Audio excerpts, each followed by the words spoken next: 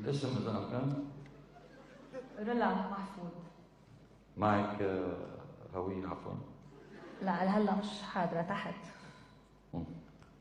تفضل. من زمان في شارع كنت امرق فيه، كنت دايما امرق فيه، وانا وماشي شوف كلب نايم ببورة حد الطريق. ضليت شي سنة ما مرقت من هونيك. بعد سنة مرقت من نفس المطرح، لقيت بالبورة محل مكان ينام الكلب بناية كبيرة. طلعت ربك عليم أي ساعة طلعت وأجروا الطابق فيها ب20,000 ليرة، وشفت الكلب عم يبرم حواليها ومحتار وين بده ينام.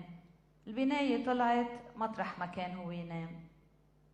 امبارح مرقت من هونيك، لقيت البناية مهبطة وقاشطة كلها، والكلب نايم مطرح مكان ينام، وفي كلب نايمة حده ومسرخسة. مش معقول يا زلمة، الأرض بدها ترجع لأصحابها، شو بدك بهالحكي؟